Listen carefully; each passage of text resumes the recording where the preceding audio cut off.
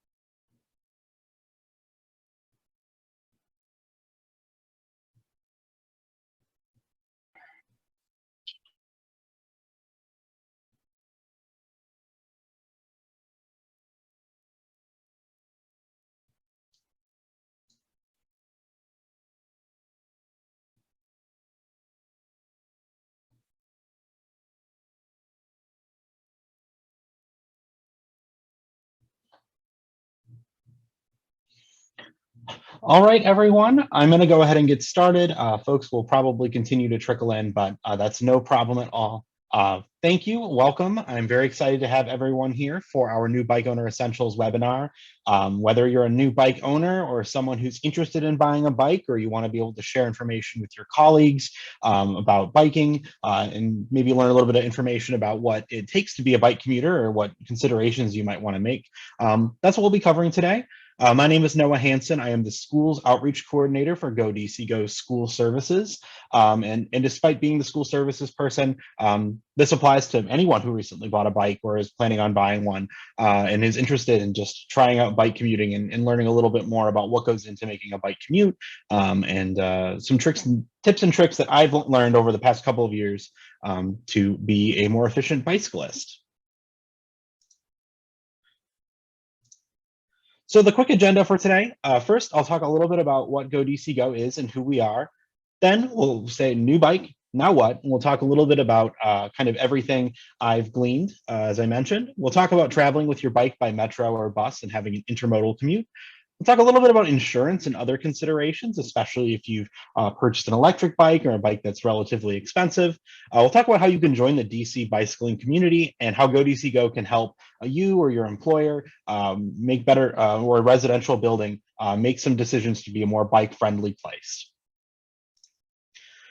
GoDCGo is an initiative of the District Department of Transportation. We are the leading resource for transportation information and options in the district. We encourage the use of sustainable transportation in the district, and we offer complimentary transit resources and consulting services to DC organizations and commuters. So that's schools, employers, residential buildings, nonprofits, kind of anywhere in between. We're your go-to resource to promote sustainable transportation in the district. And our goal serves to decrease traffic congestion, improve air quality, and create a better quality of life in the DC area. So if you're interested in us doing a similar kind of event for your workplace or a lunch and learn about the commute options for your employer or anything like that, that's the kind of services that we offer. And we have a whole suite of options and services we offer. So definitely check out our website, godcgo.com, if you're interested in promoting that to your employers, colleagues, coworkers, or community. So first, we're going to have just a quick little poll. What interested you in becoming a bike commuter? And I've just launched this little poll. We'll just take a couple of a minute or so here, but feel free to choose any of the options to why you're interested in becoming a bike commuter. So I'll give everyone just about a minute or two to answer a couple questions.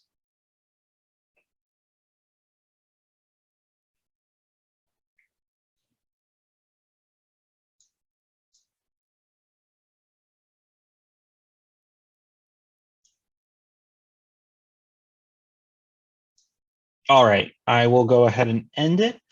So very interesting. Looks like most folks are interested in exercising during their commute, which to me is, I think, a huge benefit of bicycle commuting. But really, I think any of these, any of the reasons are great reasons for why you can choose bicycle commuting, because it really is the most direct way, especially if you don't have a great transit access. So definitely very interesting results that we have here. So exciting to learn about what made you guys decide to become bike commuters.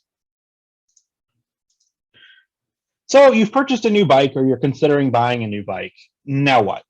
So depending on where you purchased it, if you bought a used bike or a brand new one from a local bike shop, will kind of depend on what kind of steps you'll want to take right when you've bought it. I definitely recommend, if you've purchased a new bike, especially one that you either made a considerable investment in, or it's an electric bike, or a more a more complicated bike that has a lot of moving parts that might need to be replaced or could go could break. Definitely register your bike's warranty if you can. And if you buy it at a bike shop, they'll usually give you warranty information. You can buy third-party warranties as well, but you know, it's definitely nice to have everything paid for if anything goes wrong with your bike, especially when you're just getting used to becoming a bike commuter, you're just getting used to regular maintenance, etc. So definitely something I recommend. You want to identify your goals. Not every bike commuter is exactly the same. No two bike commutes are exactly the same. And depending on where you work and where you live, your bike commute can really be radically different compared to someone else in the city. We're still, working on growing out the bike infrastructure network in DC. So definitely let your experience level guide you. Will you be a daily commuter, or are you going to be a fair weather commuter who only commutes when the weather is great, only commutes in the summer and spring, and maybe in the early fall, not a winter commuter, etc. There's no shame in how often or how little you ride your bike. So definitely don't bite off more than you can chew if you're not feeling confident or what have you. There's no shame. But you definitely want to do some commute planning. Regardless, biking can be a little bit, does require a little bit more planning than maybe other modes of transportation, because you want to consider the infrastructure. For me, I really like to focus on hills. What's going to be a commute? What are you trying to get out of your commute? If you're exercising, you might not mind that you have a lot of hills, but if you're really just trying to get to work quickly, you might not want to have any kind of impediment to that. You'll want mostly off-road trails, etc. So definitely check out the different options for maps. We have an interactive bike map on our website at godcgo.com that you can use to compare transit directions, bike directions, and we update it every time there's a new piece of bike infrastructure that's been added to the district. So definitely check that out. And we also have a downloadable map that you can get a PDF at godcgo.com/bike. And if you want a paper map, you can actually email us at info@godcgo.com to request a paper map, and we'll actually mail it to you. So definitely a lot of great resources you can get, regardless of whether you want something printed out or just quickly accessible on your phone. And you want to consider other uses you'll be using for your bike, because that'll greatly, impact the kind of accessories and what you want for your bike. Will you be using it for grocery shopping and to replace other short neighborhood trips, like to local restaurants, bars, pubs, taking your children to school, taking your children to daycare, anything like that? Where are you going to be using this? And that will kind of dictate the kinds of accessories you'll want to get for your bike. Are you going to be delivering food for DoorDash or Postmates? That definitely will impact the kind of bike you want to get, and pretty much every decision you make about storing and using it. For bike maintenance equipment, I think this is really the most critical thing you need to know, especially if you're brand new to biking. One thing for context, I recently became a bike commuter about 2.5 years ago. I had about a 7-mile uphill commute through Northwest DC, and I learned a lot about what it takes to be a commuter if you're not necessarily, a bike person, or someone who isn't particularly handy, or never been someone who's maintained any kind of vehicle before, really. But kind of the most important thing you need to worry about when you're owning a bike is your ABC check. This comes from the League of American Bicyclists. They recommend that you do an ABC check before your bike. Make sure you have enough air, that your brakes are working, and that you have a clean and that your chain is functioning properly. So ways that you can prepare to make sure that everything is good to go for yourself, and really kind of the bare minimum for maintenance, is that it's definitely helpful to have a small air pump to manage your air. They aren't too expensive. Most bike shops carry them for about $30. They come, everywhere from about this big, to, yay big. They usually have mounts that you can attach to your bike if your bike has, mounting ports. it's just really important that you have, something to fill up your tires, because there's nothing that's, more frustrating than having a flat somewhere.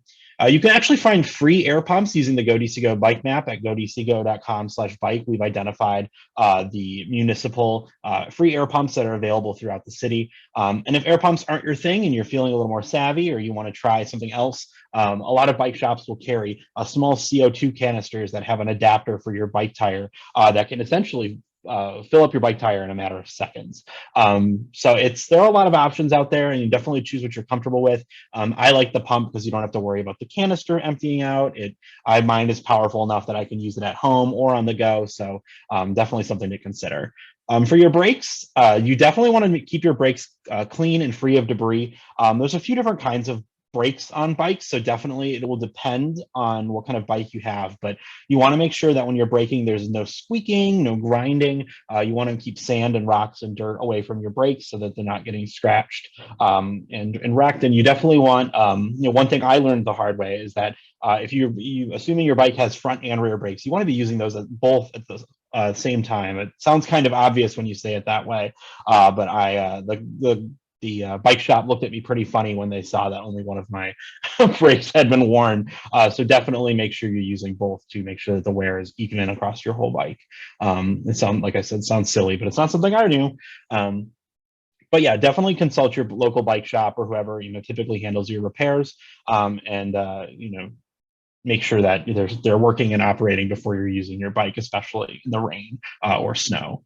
And finally, to make sure that your chain is good to go, I definitely recommend getting, either used or cheap rag that you have. I bought like a pack of like 4 or 5 from Trader Joe's for like $4 or $5, and I throw them in a Ziploc bag with a little bottle of lubricant, chain lubricant that also doubles as cleaner. There are a lot of different products on the market for lube and cleaning your chain. So definitely you'll have to do your research on what works best for your bike. Different kinds of bikes use different kinds, but the important thing is that you want to keep your chain clean, and you definitely want to keep it lubricated. Otherwise, you'll have issues with gear changing. You could have your chain slip off the gears, which is no fun. No one wants to deal with that when they're just trying to get to work. So definitely pays to do your homework ahead of time. And I also find it really valuable to keep a pair of disposable gloves, because if you have to do any kind of work on the bike, you can keep your hands free of grease, which is really important if you're going to like your office job, or you work at a restaurant and you work with food, that you want to be able to still show up for work and do your job, or show up to school, or wherever you're commuting to. Some other information about basic maintenance equipment. If you're feeling handy and you know that you have some skills repairing bikes, or you know how to do basic maintenance, but you don't have room at your apartment or condo, you find a fix-it station. There are a number of these throughout the region, and this picture is an example of what they look like. So they have an area where you can mount your bike and elevate it in the air. You can access the chain, you can access the gears. You can use this to replace flats. They're really powerful tools at your disposal, and they're free for public use. And so you can go on GoDCGo's bike map to find out where the closest one to you is. And I think it's important to know where there are, on your commute, or it's good to know, what on your chosen commute, if there's going to be any fix-it stations available. Especially because if you notice in this photo in the back, this is actually an air pump as well. So many of the fix-it stations also have a free air pump. So it's good to know where they are. But it's also good to know where your nearest repair shop is. For instance, my bike that I purchased a couple of years ago with an employer benefit that my employer was offering, I got a pretty big discount on an e-bike. And I treat my e-bike kind of like an Italian sports car. I don't know a whole lot about fixing it, so I rely on my local repair shop. And there's no shame in doing that. It can get expensive, so obviously it definitely pays to know how to fix your own bike. But especially if you don't have a long commute, you're not commuting every single day, or you don't really have any interest, like there's no shame in relying on a shop or local group for maintenance. But there's also absolutely no shame in learning how to maintain your bike on your own, and it's not particularly challenging, especially if you've got a regular bicycle. The Washington Area Bicyclists Association, WABA, the League of American Bicyclists, and other local organizations like Gearing Up Bikes and other bike shops will often do maintenance classes where you can learn how to do basic maintenance on your bike, like repair a flat, patch a tire, etc. And those are really good skills to know how to deal with and can save you a lot of money. But as I mentioned, that doesn't work for everyone. And so it's definitely good to know where the nearest bike shops are on your commute. And you can find those also on the Go DC Go bike map. And I believe we have a resource on our page for finding bike shops.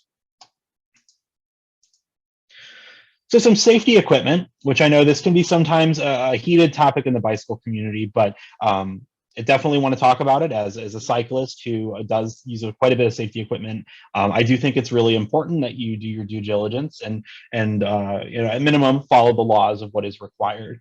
So I definitely recommend wearing a helmet. Helmets are obviously there's a lot of some people have lots of thoughts about wearing helmets, but I think it's better to have one than to not. I would rather have one and not regret having to use it than not have one and really regret it. So definitely helpful to have a helmet. There are a few different standards on the market. And if you're looking for a relatively affordable one, Capital Bike Share actually sells Capital Bike Share branded helmets that are relatively affordable. I think they're about $15 or so. So that's a really great option if you're looking for a bike.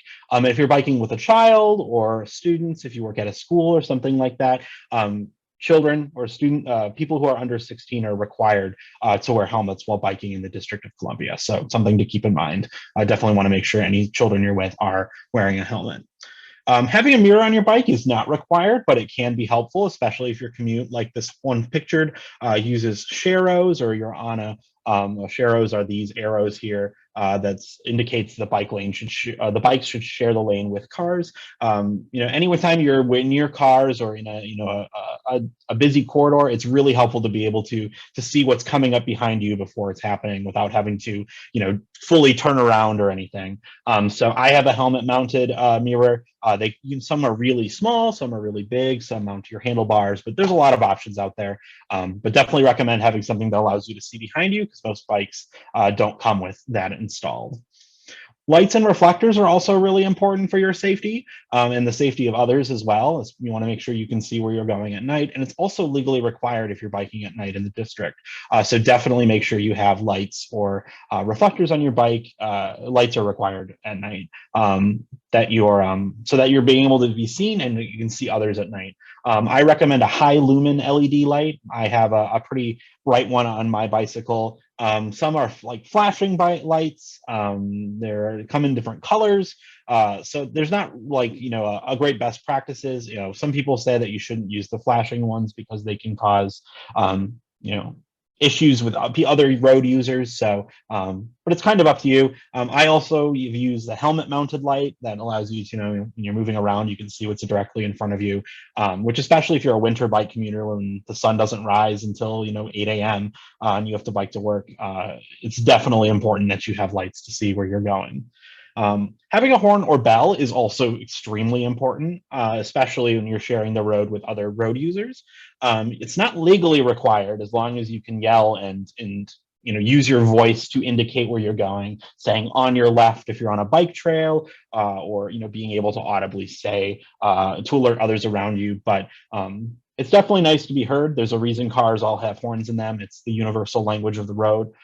So I have a little bell on my bike that I use primarily on trails or sidewalks if I have to bike on the sidewalks, to alert pedestrians that I'm around them, or other bicyclists if I'm on an off-grade trail. And then this is a little excessive, but just letting you know it exists. I also have a product called the Loud Bicycle Horn, and it's about yay big, and it's actually just straight up a car horn that attaches to your bike.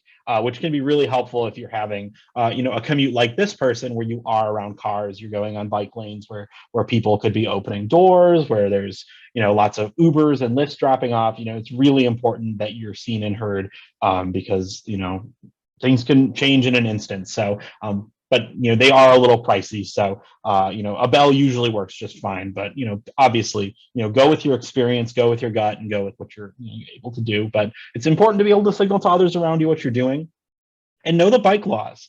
As it shouldn't be too surprising, but bike laws there are a lot of misconceptions around what is illegal or illegal for bicyclists to do, how they're treated as road users, who's at fault in types of collisions, what should you do if you get in a collision. And there's a lot of really great information in WABA's Pocket Bike Law Guide that you can find on their website. So definitely recommend checking that out and having it handy, especially if you're biking, every day. It's really good to know what the laws are.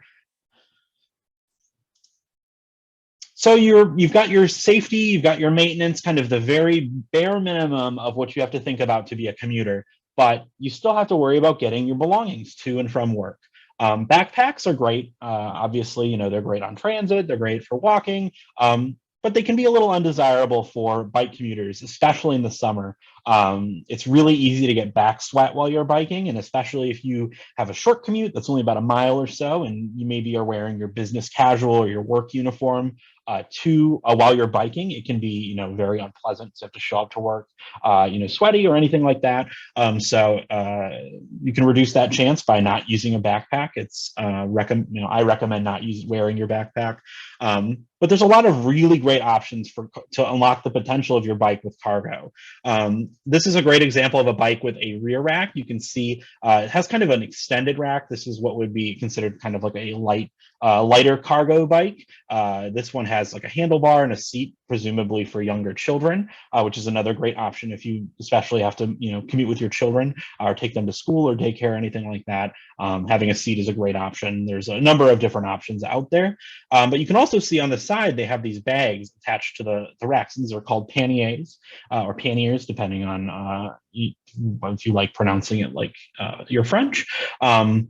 But it's a really great little opportunity, little bag that you can use for storage. There's a lot of different kinds. Some have handles. Some, I have one that's a backpack that has hooks on it that you can actually use just to straight, attach to your bike. So they're a really great way to expand the storage capacity of your bike.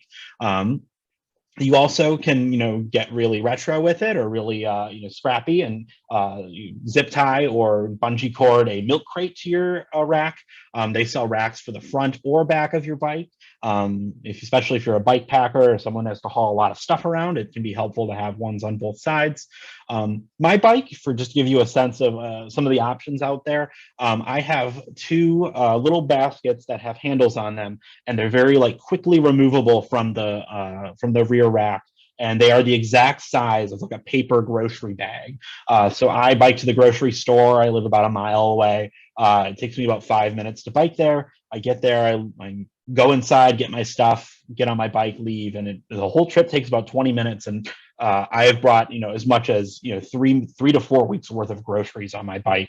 It's really, really amazing what you can do on a bike and not have to worry about parking, not have to worry about paying for gas, not have to worry about finding a spot, validating your parking, all that stuff. You can circumvent a lot of that simply just by biking. But they also hold other things, not just grocery bags. I use them to haul regular backpacks if I have it. For Go DC Go, I do a lot of in-person events at schools and other institutions, and I can carry most of my supplies on my bike too. So it's you really can unlock a lot of potential with your bicycle with some great storage options out there. And different bikes have different options. So if you're still looking to buy a bike or you bought a bike from a bike shop, definitely if you're interested, check out what they might recommend for your model of bike in terms of the options for storage. But if you're hauling a lot of stuff, like a lot all the time, you may want to consider getting a cargo bike, especially if you're someone who's replacing the car that you have for a bike, and you have the ability to have more than one bike, or you use your bike a lot for work, or you need to haul a lot of stuff around. There are bikes like this one that has kind of an extended bed, almost like a pickup. There's ones that have a huge bucket that goes right in front of you while you're biking that you can, haul lots of stuff. I've seen people haul lumber, couches, chairs, pretty much anything that you can tie down to it, you can bring around. But it's something to consider if you're doing a lot of hauling things around.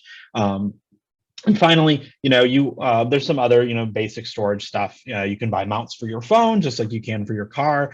There are bags made for pretty much any kind of frame or bike to store different things on your bike, whether it's below the seat or on kind of the cross brace, on the front of the bike, on the side, underneath it, pretty much anywhere you can find a bike bag for it.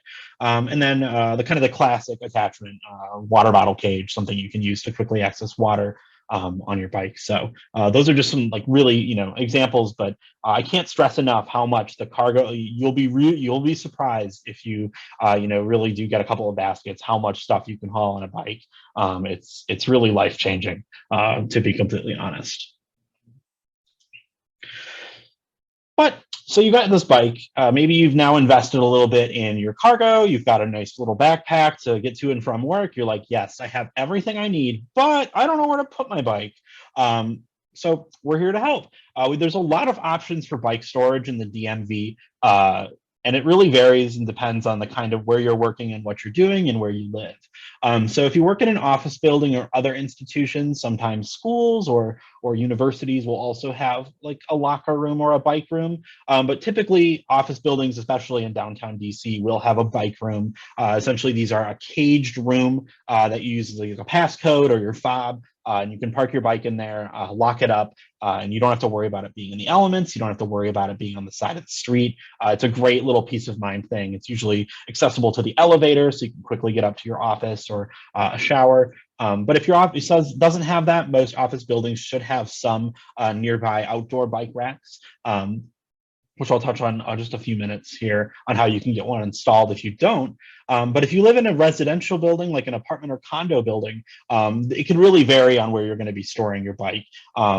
You can, in some places, you can store your bike on a balcony if you have one, or in unit if you have the space for it. I know folks who live in a basement, they'll keep it right by their door. For me, I have, there's just a little bit of room in like our entrance corridor for my bike. And I do that so I can quickly leave with it and not have to worry about going to the bike room, and also get the peace of mind of it being in my apartment for storage. I don't have to worry about it, being out of sight, literally. But bike rooms are also great. I've stored bikes in bike rooms as well. I definitely do recommend locking up your bike in a bike room because, it's still accessible by other people. So, keep that in mind.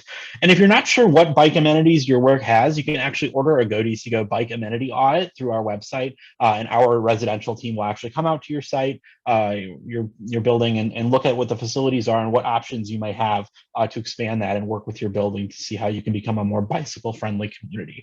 So definitely check that out if that's something you're interested in. If you live in a house or a row home or any other small residential building, and there's a lot of these in DC, you'll might have to get a little more creative with your bike storage. I know several people who have had bikes stolen after leaving them in their backyard that might be adjacent to an alley, or some people have left them tied to fences in front of their house if they live in like a row home. So definitely, I don't recommend it, but I know that for some people you don't really have a choice. I know I've had to leave my bike parked outside at an apartment I had in DC. So if you can help it, don't. But you want to check with your lease, especially if you're leasing from a landlord, that you make sure that it's not against your lease to bring your bike inside. But there are lots of great practical storage solutions like wall hooks. I know some people, if you have a garage, you can hang it up from the ceiling, which might not be super convenient if you're a commuter. But there's a lot of really interesting ways you can store your bike, and I've seen lots of creative solutions to that. So definitely, if you have got a creative solution you want to share it, feel free to send me an email. I'd love to see your interesting bike storage solutions. But should none of these work for you, there are other options. Metro stations and other transit hubs in the region usually will have some kind of bike and ride or bike locker facilities. WMATA has a full list on their website of where you can find these lockers. Essentially, you email bikelocker@wmata.com and you pay a monthly or annual fee. They'll send you a key and you actually get a physical enclosed locker that's like outside a metro station. And you can use this to bike to the metro station, leave your bike there. For some people, you may want to leave it at the metro station for your last mile. So then that way you can use your bike after your metro ride to get the rest of the way to work, if you're coming from the suburbs or something. So really interesting ways that you can take advantage of bike lockers to have a dynamic, multimodal commute while also having the peace of mind of having your bike locked away in an area that's really not publicly accessible and is protected from the elements, which is also going to be helpful if you're taking a train somewhere and you need to park your bike for an extended period of time, or you're flying, you want to be able to bike to the metro station to get to the airport. That's something you can do and take advantage of the bike lockers. And as I mentioned, if your building or your place of employment or your wherever your institution doesn't have a bike rack, you can actually get one installed for free from DDOT. Request run from DDOT using 311. This is the, just like as you submit a request for potholes or anything like that, you can do the same for a bike rack, and DDOT will work with your building, will work with your office building or anything like that to get a bike rack installed outside your building so that you can have a storage space. And they're installing over 1,000 of these in the city, so definitely take advantage of this if you're interested. Couple more things on security and storage, because I know it is, especially for me when I first got a bike, it was something I was concerned about, especially if you're relying on it as your primary form of transportation. It's really important to think about how you're storing your bike. There's a lot of different kinds of locks. I kind of operate under the assumption that if an enterprising thief wants your bike, they will probably find a way to get it. So I take all bike locks with a great, assume that every lock is breakable. It's mostly just a matter of how much time and effort it takes to break a lock. U-locks are particularly difficult to break, and they're very popular in America for being a very quick, easy solution. You can see in this picture, this person locking up their bike, the wheel and the wheel and the frame using the U-lock to the rack is a really great way so that someone doesn't walk off with your wheel. Most U-locks will come with a flexible cable that you can use to wrap it around the other wheels. So just adds another step that will, as someone who's trying to, would theoretically be trying to steal your bike, puts more space between you and them. I also recommend, we got a Jay here in the chat recommends ABUS locks. I definitely recommend an ABUS lock. I have one for my e-bike, and it gives me a lot of peace of mind. It basically uses a rigid chain of like titanium that's like this big, and just folds right out, mounts right back onto my bike, and it folds up really nicely. And they're really great bikes or bike locks. And you can get ABUS locks keyed to other locks like cafe locks. My bike has one of these too. They're more popular in Europe than they are in the United States, and they're maybe not the most, I wouldn't use them as your primary lock, but essentially they lock your wheel to your frame by keeping the spokes from moving, so your wheel can't move freely without the lock being removed. If you've ever used any of the Capital Bike Share e-bikes or the Jump or Lime bikes on the street, they use a similar system for locking up. Michael in the chat has shared another example of bike locks. There's a lot of really good brands out there. So definitely do a little bit of research depending on what you're doing. And also, if you have like a $150 bike, probably don't spend $150 on a lock for your bike. It's kind of one of those things where you have to kind of gauge what the risk is with your lock. But definitely a lock is a really important investment of bike ownership. It's best to lock up to objects that are secured to the ground and preferably very tall. I've heard of people who have tried to lock up their bikes to like a street sign, and then the person just like lifted the bike up over the street sign. So definitely be cognizant of that. Like I said, if someone really wants your bike, they'll find a way to take it. So best to lock to something immovable that's like a bike rack or a street light or something that would be very difficult to get around quickly. And don't leave anything with your bike you wouldn't be able to replace. I mean, this kind of goes without saying.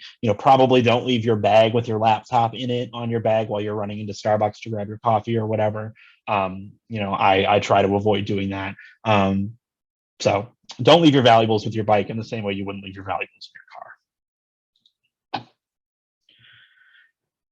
So now you've got all that figured out, but you want to do an intermodal commute because as I mentioned with the bike and rides and other, ways you can get around in the district and the area, there's a lot of really great ways to incorporate an intermodal commute.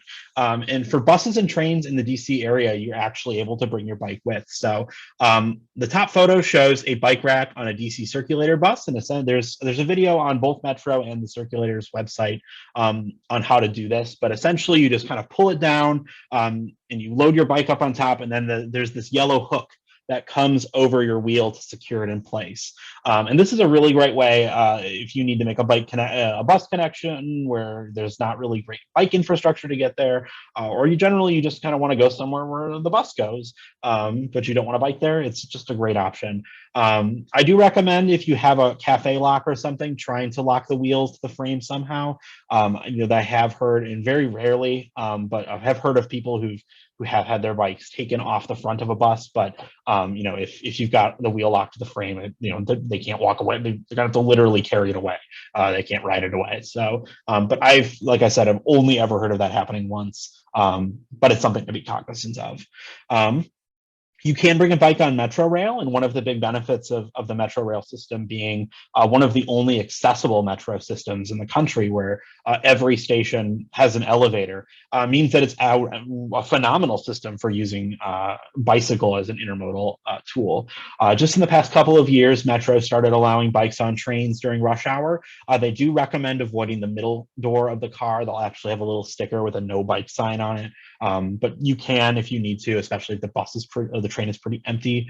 Definitely recommend being cognizant of other riders, people with disabilities or people with mobility issues or wheelchair users. Make sure that they have space to move about the train and try to be considerate of others around you. But it's definitely gotten very common to bring your bike on the Metro, and especially if you need to get to a repair shop or something, it can save you a lot of money, time, and hassle to just load it into the elevator, bring it down to the platform, etc. Other services in the region, Amtrak, you're allowed to bring your bike. So, a dream of mine is to bring my bike to like Philadelphia and have a little biking vacation. You can bring your bike on Amtrak. You just have to be able to remove the front wheel, and they do charge a fee. So you will, definitely look into it before you do so. If that's something you make sure that you know how to remove and reattach the front wheel of your bike if you're going to do that. And then if you take MARC or Virginia Railway Express, bikes are permitted on both of those, but VRE, it's only on certain trains.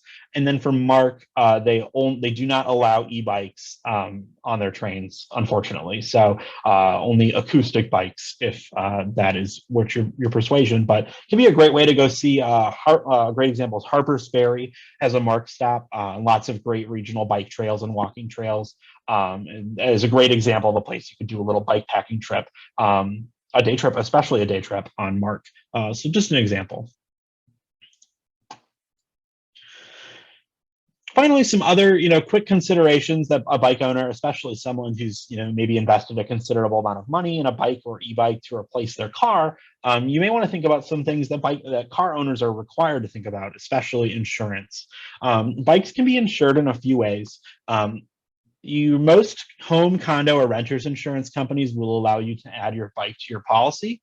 The coverage really varies. It's very spotty. My renters insurance does not really cover bikes in any meaningful way. Some companies, it only is covered if the damage happens at your property or in your unit. So definitely be careful if you're going that route, but it can be good for some general coverage.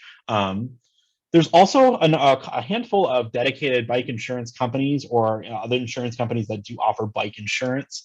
And definitely, if you're looking for good coverage, the coverage on those policies is much better. But they do come at a cost. It's definitely not free. They may have some equipment and storage requirements. You may be required to store it, in your unit or in a bike room, not outside, as an example. But just to give you a sense of why you may want to consider this, the electric bike that I have did cost a considerable amount of money. Like I said, I was able to pay for it using a really great commuter benefits program from the employer I was working for.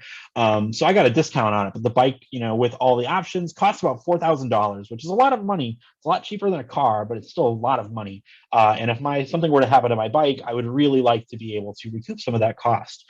So my insurance, I pay $50 a month, and I have full theft coverage for $50 a month, which I think that's worth it, especially as someone who likes to bike all around town and wants to be able to take their bike somewhere and leave it outside, not have to worry about it, especially with an expensive bike like the one I have. To be able, for about $600 a year, if my bike gets stolen, I can get completely comp for a brand new bike with a claim. That's to me, that's a very good deal and takes a lot of the worry out of bike ownership. So definitely something to consider if you rely on your bike pretty heavily for getting around, or you spent a lot of money on it. And it's not traditionally something most people would think about, but they also offer comprehensive coverage, liability, medical in the event of a crash or accident. It's a really great option out there for you that most people don't think about. So might be something to consider.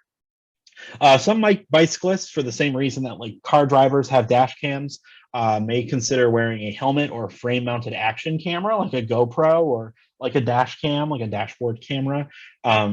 These can be, for the same kind of like legal liability reasons that some car owners have them. But I like them because we live in a particularly cool city. There's a lot of really interesting things you can see on your bike commute. For instance, my commute, I am lucky enough that I get to ride along the National Mall. So having a camera is a really great way to capture for family and friends. Like, oh, I get to bike past the Washington Monument every day. It's very fun. One of the really cool things about living in DC is that it's a very pretty city. So that's one thing you can do. You can make fun, TikToks or videos in addition to, collecting evidence should you need to. I also think it's really important to have a backup commute available. It's good to know what your transit options are to work. For instance, I don't love biking when it's raining, like today. Today I would probably, commute via transit if I had to go into work. So definitely have a backup. Capital Bike Share is a really great option if you work at a DC public school or you're a DC employee or DC government employee. You can actually get a free membership. And then for all other employers, Capital Bike Share is a really great corporate membership program that we can help get you signed up for. So if you're interested in getting your workplace signed up, you can get $20 memberships for your employees. Email us at info@godcgo.com and we can get you set up. And there's also the Guaranteed Ride Home program, which is a program of the Metropolitan Washington Council of Governments. That essentially is if you sign up for this and you say, I use a sustainable mode of transportation like biking, walking, or transit, in the event that something happens, you have a sick child that you have to go pick up, or there's a medical emergency and you have to go home, or you had to stay late at work and now your original mode of transit is no longer available because there are no more trains or that, it's just not going to work. You can actually get reimbursed for the cost of a cab or taxi ride by being a part of this program. So it's definitely something you'll want to check out if you're committing to this as a form of commuting. So yeah. So now that you've got all this kind of background on, some of the more nuanced, parts of bike ownership that most people wouldn't necessarily think of, you want to be a part of the community. And DC is a really great and very big and continually growing bike community. Definitely recommend joining the Washington, Area Bicyclist Association, WABA. They do a lot of really great events. If you're brand new to urban city biking, I strongly recommend checking out their city cycling classes that give you tips on using bike lanes, using hand signals, and pretty much everything you need to know about urban biking and how to do so safely to the best of your ability. They also offer great community rides and other like as I mentioned earlier in the presentation, maintenance classes, etc. It's just a really great opportunity to immerse yourself in the community. Bike to Work Day is a pretty big event here in DC. It's coming up on May 20th. And if you go visit one of the many sites in the region, you can get a free t-shirt, usually some fun swag, post about it on social media. It's just a really fun way to show that you are committed to being a bike commuter and being, having the sustainable commute. We have actually a group bike ride this weekend. If you're interested, the weather is shaping up to be pretty nice, but on the 20th at noon, we will be having a Fall in Love with Biking group ride. We have about 100 people signed up for this, so it's going to be very exciting. It's about a 10-mile bike ride with the GoDCGo team. To be very exciting and fun. So this is a great option if you're looking to meet new, people who are into biking and people who are new commuters and see a little more of the city. We also have a really great program right now where you can take our Pledge to Pedal and be a role model, like a role as in rolling the bike. Really fun little program. You sign up, you'll be entered to win a number of incentives and show that you are, committed to being a representative of the biking community in DC.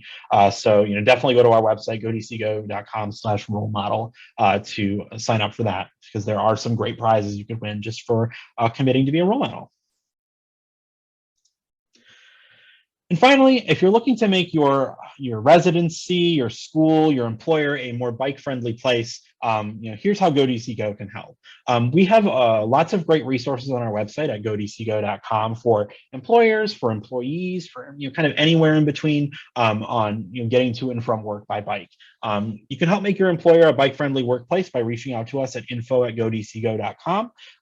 It might be best that if someone at your work or school or similar, is in a position where they have authority over operations or something like that. But even with individuals, we can work with you to help promote the programs you have going on, your commuter benefits programs, and everything, and the whole spectrum of transportation planning. So it's a really great opportunity. And if you want to meet with me, I can even do one-on-one commute planning with you to show you your options. So if that's something you're interested in, feel free to reach out. We also have some great newsletters for commuters that share information about our upcoming programs and incentives. Right now, if you work at a school, we're running a great program called Get Paid to Pedal, where you can get $200 off the cost of a new bike that you either recently bought or bought in the past 6 months.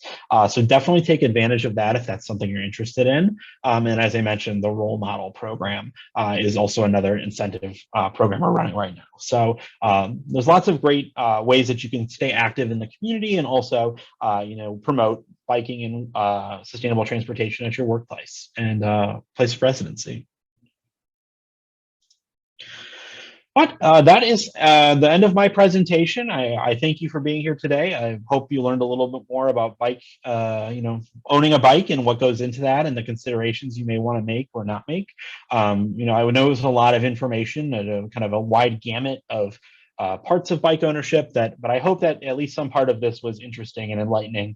As I've had to learn a lot over the past couple of years, and as someone who does this role as a sustainable transportation outreach person, I think trying to break down some of those barriers is really important. So we have recorded this webinar, so you're welcome to, we'll be sending out the recording to you so you can share it with your colleagues, your workplace. And if you're interested in us doing a similar presentation for your workplace or employees or building, please do reach out. We do these kinds of events in person, remote. We do office hours. We do all sorts of really great programs to promote sustainable transportation. So please do reach out if you think there's partnership between you, your organization, and GoDCGo. But my email and phone is there on the screen if you have any questions. I know we still have about 15 minutes left in the hour. Feel free to stick around if you want, ask any questions about bike ownership. Like I said, I've owned an acoustic bike, an electric bike. I've used Capital Bike Share and bike sharing pretty extensively. I've used electric scooters. I'm pretty familiar with the micro-mobility options. So, let me know if that's something you're interested in. But otherwise, thanks for coming and spending a little bit of your afternoon with me to learn more about biking and biking in DC. And thanks for attending.